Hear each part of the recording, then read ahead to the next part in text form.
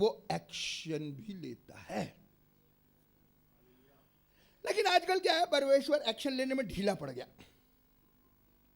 ठीक है, जब ढीला पड़ गया तो आदमी ने क्या सोचा जी, पढ़ो 50 भजन संहिता, भजन संहिता 50,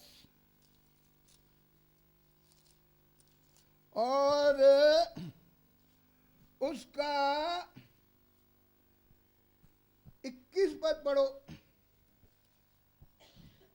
यह काम तूने किया यह काम तूने किया, जो हम कर रहे हैं उसके बारे में लिखा, यह काम तूने किया और मैं चुप रहा। और मैं, परमेश्वर बोला मैं चुप रहा।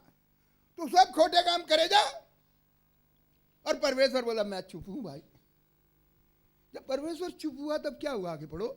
इसलिए तूने समझ लिया तूने ऐसा समझ लिया कि परमेश्वर बिल्कुल मेरे समान है। अरे भैया, मेरी छल कपट 420 मक्कारी में परमेश्वर भी मेरा साथ दे रहा है। करेजा बेटा, करेजा बेटा, मैं तेरे साथ हूं, मैं तेरे साथ हूं। क्यों? अगर साथ नहीं दे रहा तो चुप क्यों है? या तो परमेश्वर है ही नहीं, दूसरी बात अगर है तो हमारे बुरे कामों में वो हमारे साथ है, और है भी, और बुरे काम में साथ भी नहीं है, तो चुप क्यों है? ये क्वेश्चन है भाई, ये क्वेश्चन है। अब वो चुप क्यों है, इस बात को देखो। रोमियो 2 अध्याय और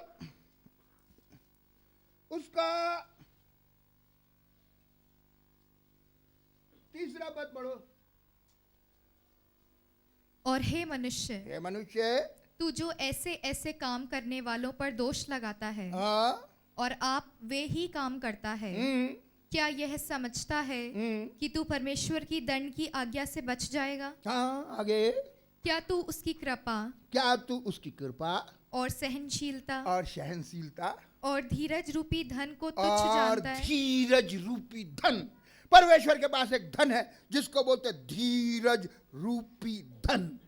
परमेश्वर बहुत धीरज धरता है, बहुत धीरज धरता है, बहुत धीरज धरता है। चल भाई, अब भी सुधर जा, अब भी सुधर जा, अब भी सुधर जा, अब भी सुधर जा। और हम उसके धीरज रूपी धन को क्या समझते हैं? कोई ताकत वाकत है नहीं इसमें जी, कोई ताकत वाकत नहीं। एक घर में एक बेटा है, उसको लाड़ प्यार से माँ बाप ने बिगाड़ दिया।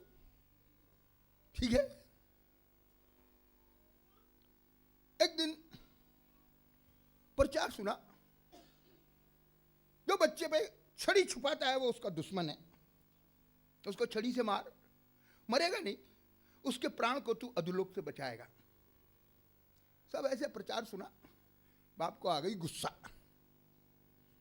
अब बोले यार मैं अपना लड़के को बराबर करूंगा। बोले लड़का आवे रात को 1 बजे, 1 बजे लड़का घुसा घर में।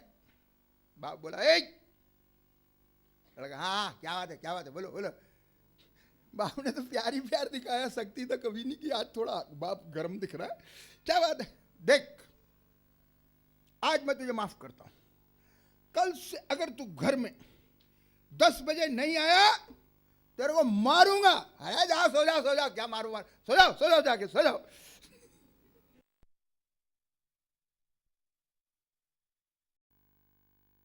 इसकी मैं जबरदस्त लड़ाई करूं।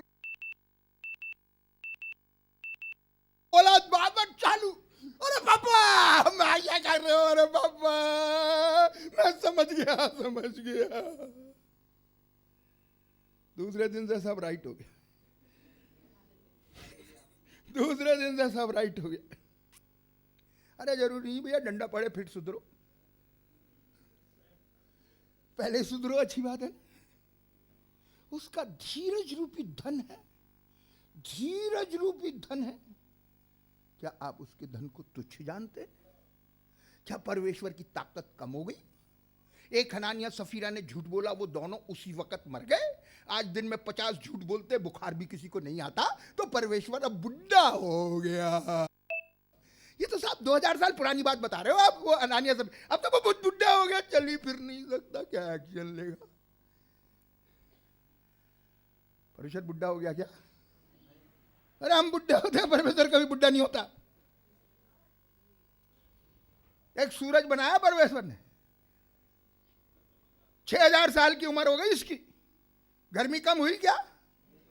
सूरज से पूछो कितने साल के हो जी? 6000 साल। अरे यार अभी तक आपकी गर्मी नहीं कम, बुढ़े नहीं हुए क्या? अरे मेरा बनाने वाला बुढ़ा नहीं, मैं कैसे हो जाऊं? ये तो ऊपर वाला चला रहा भाई। उसकी ताकत कम नहीं है, धीरज बढ़ गया, और उस धीरज को हम तुच्छ जानते हैं। इसलिए संभल जाए तो अच्छा है। फिर से निकालो 50 भजन संहिता और उसका 21 पद फिर से पढ़ो।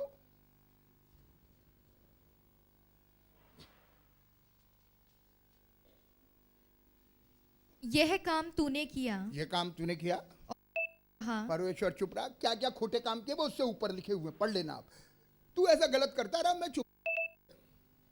इसलिए तूने समझ लिया, इसलिए तूने समझ लिया कि परमेश्वर बिल्कुल मेरे समान है। अरे मेरे गलत काम में परमेश्वर भी साथ दे रहा है। लेकिन इसके आगे पढ़ो जी। परंतु मैं तुझे समझाऊंगा। मैं भैया मैं बराबर करने वाला हूं तुझे, डंडा तैयार कर लिया मैंने भी। मैं तुझे समझाऊंगा और तेरी आंखों के सामने, तेरे आंखों के सामने सब कुछ अलग अलग सब दिखाऊंगा। कुछ अलग अलग दिखाऊंगा। आगे, हे ईश्वर को भूलने वालों, हे ईश्वर को भूलने वालों। आगे, यह बात समझ लो, अच्छी तरह समझ लो। कहीं कहीं ऐसा ना हो ऐसा ना हो कि मैं तुम्हें फाड़ डालूं अरे मैं तुम्हें फाड़ डालूं और कोई छुड़ाने वाला न हो। बीच में कौन आएगा?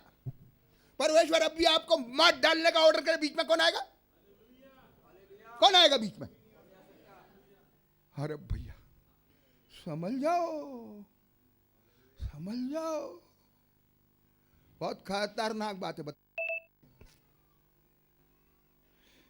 जब ईश्वर खिलाफ हो गया, आपको कोई बचा सकता नहीं।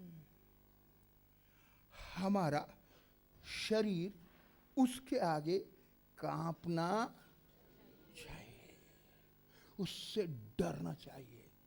कांपते हुए मगन हो, अच्छी बात है, सब कुछ करो, लेकिन डरते हुए डरते हुए डरते हुए डरते हुए। चौथा अध्याय चौथा पद पढ़ो, भजन संहिता 4 का 4। कांपते रहो, कांपते रहो और पाप मत करो। कांपते रहो क्या मतलब है? कांपते भी रहो और पाप भी करते रहो। हम तो साहब चर्च में कांप लेते, बाहर पाप करना चालू कर देते। 24 घंटे कांपना भाई, 24 घंटे। मसीह जीवन चर्च का जीवन नहीं है, ये तो वनडे शो है भाई। बाकी 6 दिन में क्या है? रोज रोज रोज। एक पास्टर तो बड़े घमंड से कहता, मेरे चर्च में मैंने अनाउंस किया है। क्या अनाउंस किया जी? कोई लड़की जीन्स पैंट पहन के नहीं आएगी चर्च में। अच्छा जी, और चर्च के बाहर पादरी साहब चुप, उनकी लड़की घूम रही है जीन्स पहने। अरे भाई 6 दिन में 1 दिन नहीं पहनी और 6 दिन रोज पहनी तो क्या फर्क पड़ता है? अरे बाहर भी तो परमेश्वर है। पढ़ो विलाप गीत 1 अध्याय 9 पद।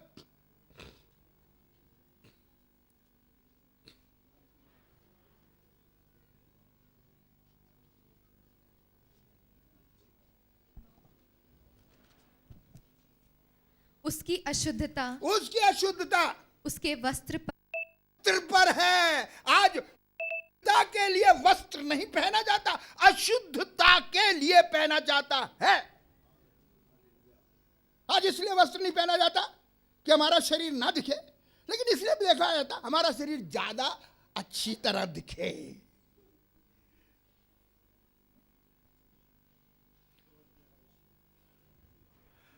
अरे भैया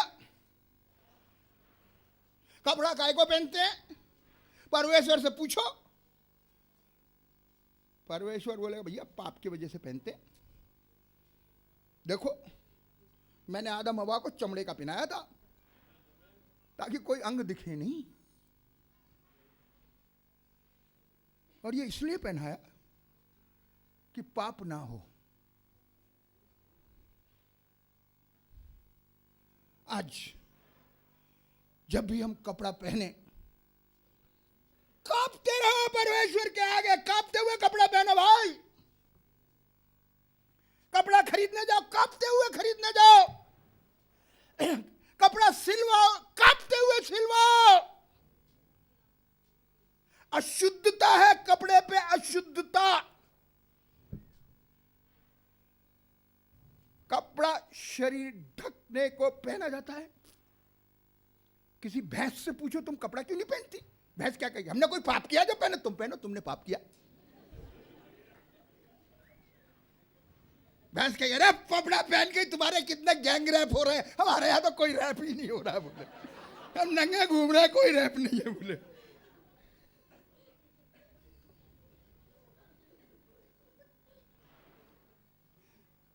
सो भैया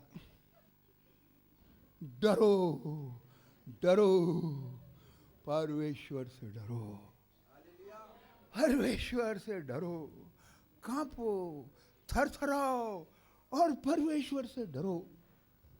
आप जब परमेश्वर से डरेंगे आप पाप नहीं करेंगे। फिर से पढ़ो भजन संहिता 4 और 4। कांपते रहो कांपते रहो और पाप मत करो, और पाप मत करो। कांपते रहो का मतलब परमेश्वर के आगे कांपते रहो, परमेश्वर के आगे कांपते रहो, और कांपते रहो का मतलब है पाप मत करो। बड़ौदा में एक भाई ब्रह्म कुमारी में पति पत्नी दोनों मुझको मिलने आए, और मैंने कहा भाई ब्रह्म कुमारी का एक गार्डन है, उसमें मैं घूमने जाता हूं, और उसमें लिखा है संसार के सारे समस्याओं का जवाब केवल पवित्रता है। ब्रह्म कुमारी वाला खुश हो गया, और ये सच्चाई भी है, सच्चाई तो सच्चाई है भाई, कोई भी लिखो कोई भी बोलो। तब फिर मैंने उस ब्रह्म कुमारी वाले से कहा भाई पवित्र बने कैसे, इसका जवाब नहीं है। और जिस तरह उससे बातें की समझाया, अरे वो तो उठने को ही तैयार नहीं पति पत्नी। उसके बाद तो मेरे को कहीं मीटिंग में जाना, वहां चला गया, और रात को खाना वाना खा के 10-11 बजे आओ तो फिर बैठे घर पे, अरे मेरे को नींद आती है खाना खा के यार, ये तो फिर आ गए। फिर बोला कब आ रहे हो, फिर मैं कहा ये 19 तारीख को आऊंगा इस महीने की। अरे हम 19 को आएंगे तो आप हमारे घर पे आना भी। अरे रास्ता भी तो बताओ, रास्ता भी तो बताओ। मैं बीमारी भी बताता हूं, दवाई भी देता हूं, दोनों काम करता हूं। बीमारी तो ये आदमी को खुदा का डर नहीं है, दवाई भी बताऊंगा, ऐसी बात नहीं है। पहले बीमारी तो समझ लो। डॉक्टर के बाद 2 बात होती है, सबसे पहले डायग्नोज और फिर ट्रीटमेंट। डायग्नोज बराबर नहीं हुआ, ट्रीटमेंट मर जाएगा आदमी। हमारे देश का राष्ट्रपति था, उनका नाम था जैल सिंह, उनका दामाद था, और उसको टाइफाइड हो गया, डायग्नोज बराबर नहीं हुआ, क्विनीन का इंजेक्शन दे दिया, मलेरिया समझ के वो मर गया। तो पहली चीज है डायग्नोज। आज हमको कोई डायग्नोज ही नहीं है कि हम पापी हैं, फिर आगे ट्रीटमेंट कैसे चालू हो जी। आज जब भी किसी से आप मिलेंगे एक दूसरे की खूब बढ़िया बढ़िया बातें बताएंगे, और बुराई किसकी करेंगे, जो तीसरा है ही नहीं। और मैं कईयों से बोलूं भैया तू मेरी बुराई कर, नहीं जी आप में तो कोई बुराई है ही नहीं। मैं कहा मैं तेरी करूं, फिर तेरी करूंगा तो झगड़ा हो जाएगा।